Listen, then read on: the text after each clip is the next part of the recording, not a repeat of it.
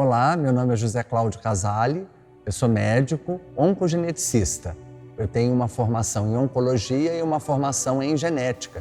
Sou médico do Hospital Erasto Guerter e diretor do CEGEM, Centro de Genética. Eu trabalho já há 20 anos com oncogenética. Quero falar um pouco para vocês desse trabalho lindo do Gustavo, nesse novo livro, que é O Perfeito Estranho, porque ele aborda questões da herança genética que são bastante relevantes. Eu quero poder expor isso um pouco para vocês. As pessoas imaginam que a herança genética ela é determinante, que uma vez que você nasça com um traço genético, ele vai se expressar na sua vida, como se fosse um destino. E isso não é verdade. Cada vez mais a gente vem mostrando para as pessoas que mais importante do que a genética é como essa genética interage com o meio, como você interage com outras pessoas. Então o social e o meio, eles influenciam nos nossos genes.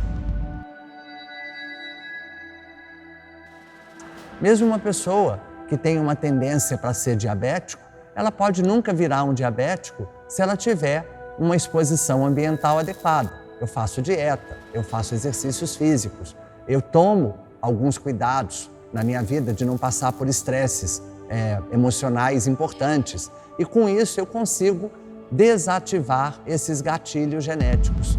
Então, embora esteja escrito o que eu vou ser, que é o que está no DNA, a nossa epigenética é como a gente expressa esses genes. O que está escrito, gente, não precisa ser lido. E o que você quer ser, você será, desde que você faça por onde, desde que você busque o seu caminho e você não se influencie pelas influências negativas. Como você supera também as reações, elas também são um tema bastante importante. Hoje a gente sabe que a capacidade de adaptação, ela também é genética. Vários aspectos do comportamento hoje são reconhecidos dentro da genética. Então, uma pessoa que é mais ansiosa, uma pessoa que reage bem ou mal a uma determinada situação de estresse, até a tendência para o sucesso e a tendência para a perversão. Hoje a gente sabe que são genéticas. O nosso personagem do livro é uma pessoa bastante complicada e que a gente pode tentar explicar isso através da herança genética dele. Não só o comportamento que ele assume pode ter a ver com o meio que ele viveu, mas isso pode ser reflexo de outras gerações. Hoje a gente chama isso de epigenética e a epigenética pode passar por 1, 2, até 3 gerações. Esses estudos são recentes.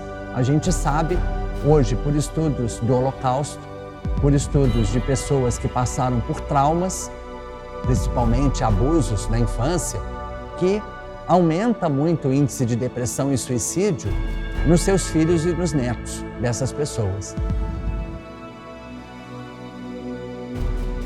A herança genética é essa herança que a gente herda dos nossos pais.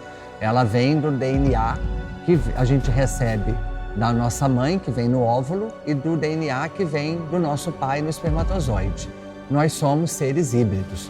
Nós somos pessoas que são formadas por metade da nossa mãe e por metade do nosso pai. E nós formamos um novo conjunto de genes, como se a gente recebesse metade de um baralho de um e metade de um baralho de outro. A gente tem, então, um backup no nosso DNA que permite que quando um desses genes esteja defeituoso, o outro compense. Hoje é reconhecido uma herança epigenética que são marcas químicas do DNA. Essas marcas, elas são verdadeiras impressões digitais. Elas existem como forma de ligar e desligar genes, como se a gente tivesse, antes de cada gene, um interruptor genético, onde você pode ligar ou desligar aquele interruptor. Então eu posso ter genes para ser artista, mas eu nunca fui estimulado para ser um artista. Eu não vou ser um artista nunca. Eu posso ter genes para ser astronauta. Será que eu vou ser astronauta? Então, o que a gente precisa fazer? E a gente sabe que a primeira infância é a parte mais importante da nossa vida, onde o afeto, onde o meio, o amor, eles transformam isso para o resto da vida.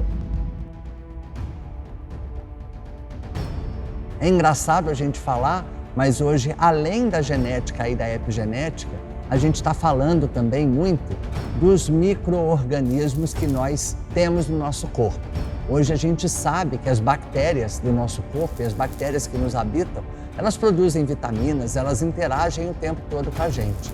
E curiosamente, crianças que nascem, por exemplo, de parto normal, elas se tornam pessoas mais saudáveis do que as crianças que nascem de parto cesáreo, justamente porque as de parto normal são expostas a uma microbiota materna e as que nascem de parto cesáreo são expostas a uma microbiota hospitalar. A mesma coisa com antibióticos. Antibióticos podem modificar os seus genes e tornar você obeso na vida adulta. Então, crianças que recebem muito antibiótico na infância têm uma tendência a serem adultos obesos. Todo esse conhecimento está dentro do que a gente chama de epigenética. É todo o meio, tudo que você está exposto, a sua ancestralidade influenciando na sua constituição genética que você recebeu do seu pai e da sua mãe. Portanto, a gente não deve aceitar o que está escrito no DNA, porque a gente pode modificar o nosso destino. O destino está na mão de cada um.